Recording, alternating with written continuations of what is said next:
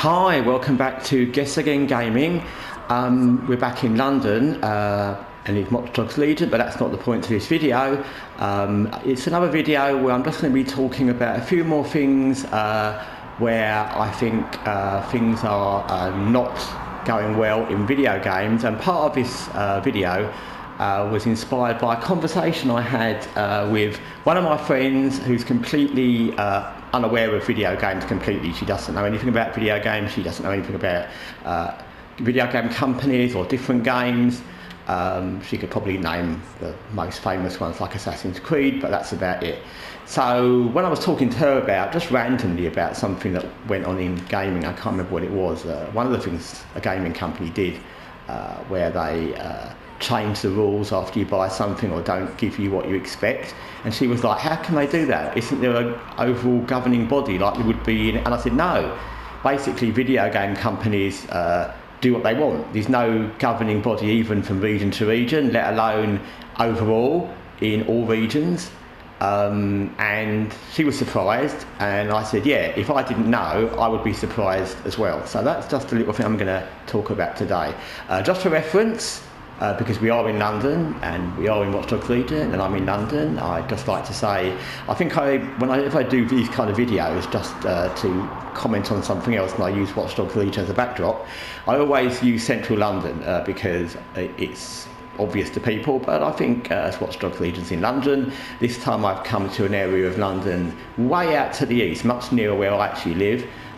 It's called Wapping. It's not as nice an area, as you can see. It's not necessarily quite as awful as this all the time, but it's not far off. We've got it pretty right. And it's an area which we'll just go around here and you'll get to see. It's right next to the Thames. There's the Thames. It's old port area. It used to have lots of docks and things. And we shall go down onto the not sandy beach of the Thames to continue the thread of this conversation. One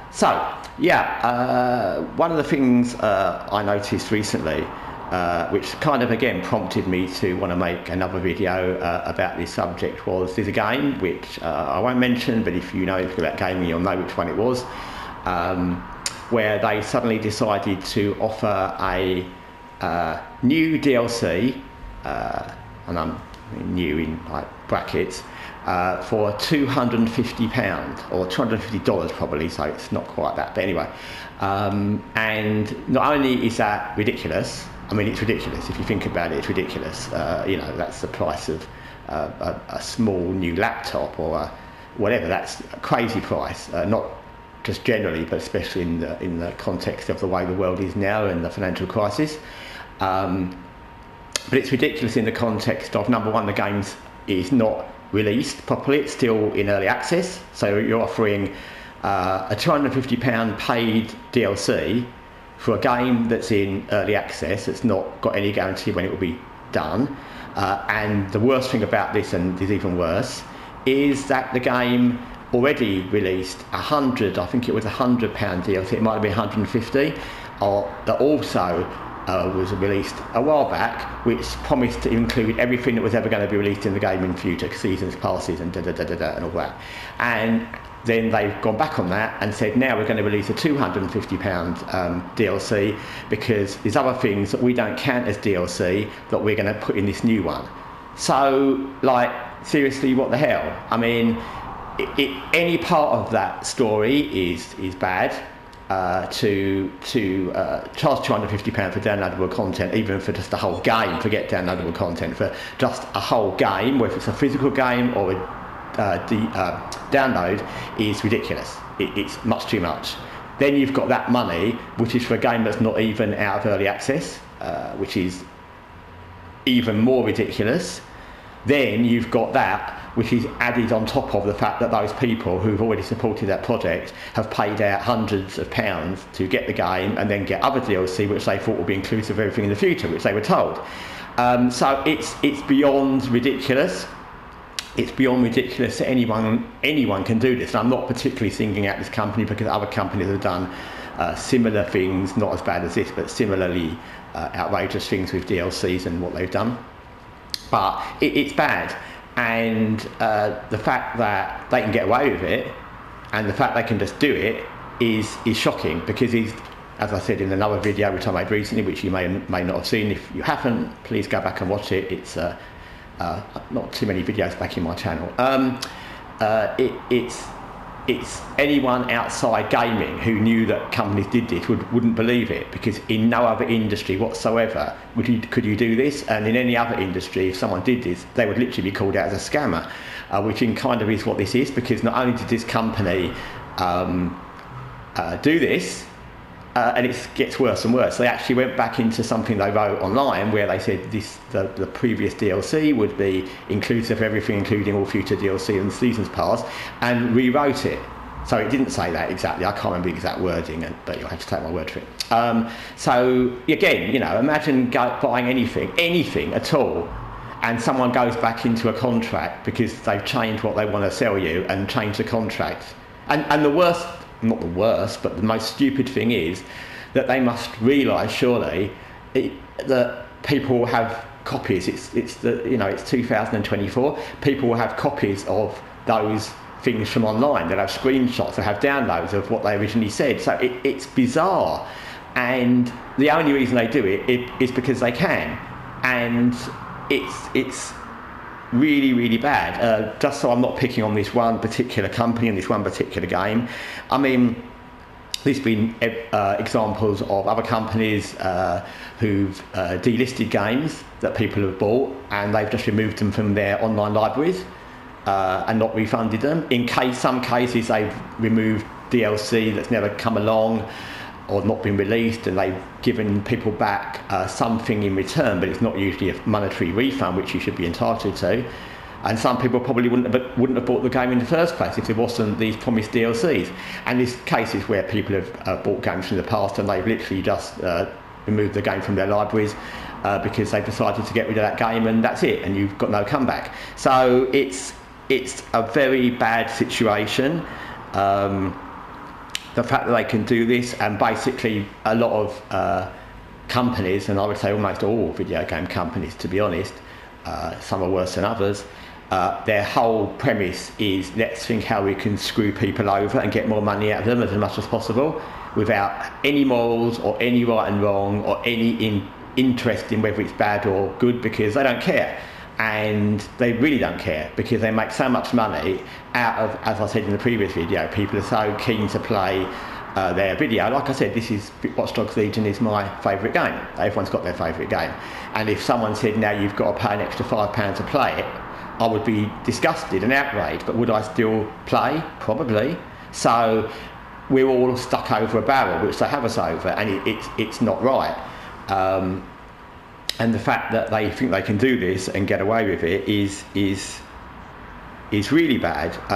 If you've watched anything on video games in the last few months, you'll see this, or probably longer than that, you'll see there's a new kind of trend to where they're thinking we'll sell you games downloadable only, and they won't have physical discs, and then you won't actually own the game anymore. You'll just be licensed to use it, but you won't actually own it, which will again give them the premise to remove it if they want to, or take it away, or change it any way they want, and you won't even physically own it. And again, what other industry can do that? And the video game industry, in comparison, there'll be no other industry can do that and should do that, but in comparison, it's similar to movies or CDs or music, where you buy a CD and it's your CD, or you download a film from Amazon, it's your movie, or all the things like that. And this is no different. The media is no different. The technology is similar, because you're just downloading a content,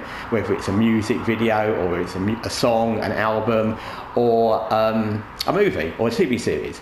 But for some reason, gaming think they have the right to think of every which way round to try and stitch people up, make sure they've got control, make sure they can charge extra money. Think of all the time they're thinking of extra ways to charge money, as well as all the ways we already know they do in games. And it's very, very, very bad. I don't know what the answer is, because I think there's a general problem in gaming where, one, like I said, they've got people stuck. Because unlike almost any other any other form of media or any other product, you don't have the choice. If you want to play, like I said, Watch Dogs Legion, you have to play Watch Dogs Legion. You can't play an alternative like Watch Dogs Legion, and if you want to play that, you're stuck to playing the game the way that company wants to sell it. If they want to put DLCs later on that cost money, if they want to change the game, if they want to suddenly make it that you don't really own the game, whatever they want to do with it, you're stuck. Unless you decide, I'm not going to play this game on principle, which you can do. But then, how many people will do that? And like I said, I myself, I'm pretty outraged at the things gaming companies do. But when it comes to the games I play, would I not play them? Some maybe, but not Watch Dogs Legion, maybe not Cyberpunk. I'd still play them if I had to pay a £5. Would I pay a £10 to play them if they charged? Probably. If they released a new Watch Dogs Legion that was only a downloadable game, there was no disc, and I wouldn't own it, but I could still play it, would I? Probably. So, even people in the know, like myself, would still end up being stuck in the same situation. Let's walk down the shore. It's very, very bad. It's obviously difficult. We know this from all life now, that anything online is much more difficult to regulate. Social media is an example in different countries where they have different laws. But then obviously with downloadable music, I'm not an expert on these things, and downloadable music, games, music and films, TV, there's obviously laws that are applied to companies and what they can do and can't do. So it's not that much of a stretch that in different countries or different regions there could be and should be a policy in place where there's a format for what you can and can't do, because I'm sure in Prime Video there's a law in the UK, and I don't know this, but there must be laws in the UK for what Prime Video can do with what they download and what they cannot do, and what you can do, and the same with music that's downloadable, not just from Amazon but from anywhere.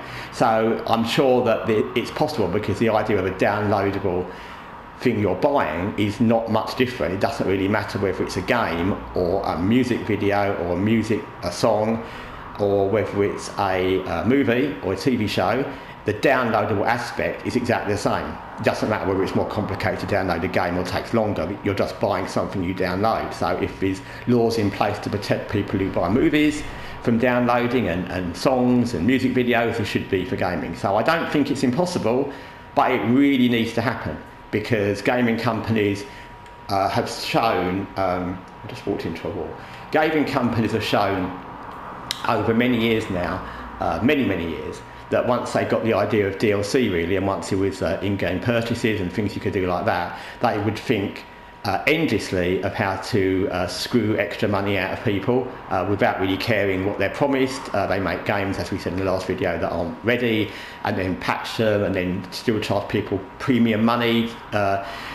People release games that are not ready state in early access and charge people money just to play them. So there's loads and loads of things, and I've just touched on it. So it's very, very bad. It needs to change, because it's, like I said, it's unfair in the extreme, and it's nothing in any consumable product should be that unfair. And if it wouldn't be acceptable, and as I said back to the beginning of the conversation, if I said to my friend, she bought this but they've changed the agreement now so you don't really have that, she would have been outraged if it was a car or a computer or a TV or a box of cornflakes or anything else.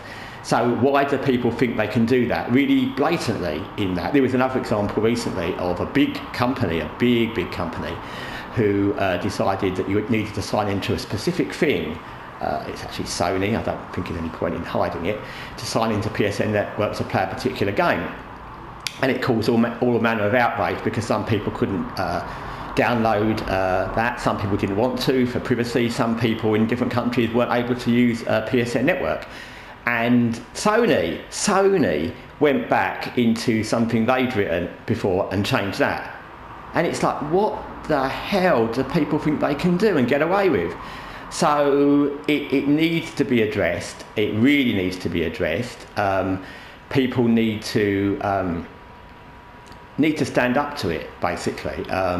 because it won't get better. And from all the things I see on YouTube, all the things I see from other sources, gaming companies are constantly thinking up more and more ways to screw us over, and it's just not fair, it's not right. And why should we, just because we like games, be in a much more exploitative position than someone that likes movies, or someone that likes cricket, or someone that likes nice shoes, or someone that likes cornflakes? Why should we be easier to exploit and have no protection where everybody else does? It's not fair.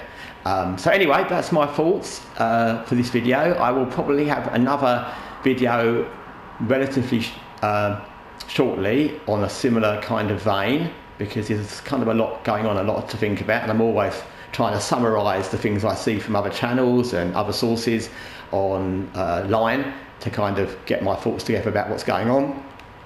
But anyway, yeah, that's my thoughts for this video. Like I said, we need to stand up and we need to do something. We need to push our prospective countries to have legislation, preferably be a national or unilateral legislation that would cover this, but at least in our own countries, our own regions. Because one day, if we don't, we won't own anything, and everything will just be whatever video game companies want it to be, and they will charge us just to come in and play it, and they will tell us when we can play it, and they will tell us, no, you can't play it now unless you pay more money, and you can't use that save because we're going to charge you for an extra save, etc, etc. So thanks for watching.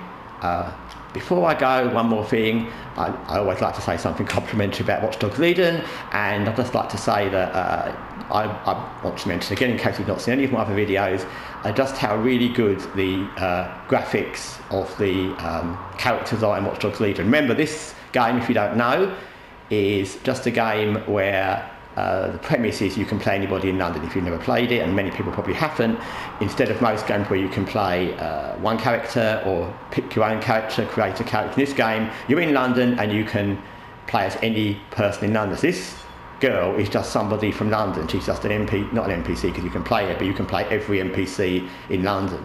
And so every NPC in London is this detailed, and in any other game, if this detailed character was in the game, it could be your character, it could be the character you created, it could be one of your companion characters, but in this game every character in this is this detailed, and I think that's really, really amazing. I was playing Cyberpunk recently, and the main characters in that, like Panam and Judy and that, they're really amazing, they're really well done, but the NPCs are pretty average, to be honest. I mean, compare an NPC in Cyberpunk to an NPC like her, and you see what I mean. Anyway, that's my little Watch Dogs Legion pitch, because we're in Watch Dogs Legion, I feel obligated. Anyway, thanks for listening to Guessagaingaming. I'll be back with the usual videos probably, and probably more videos about gaming in general in the very near future. So take care, bye for now.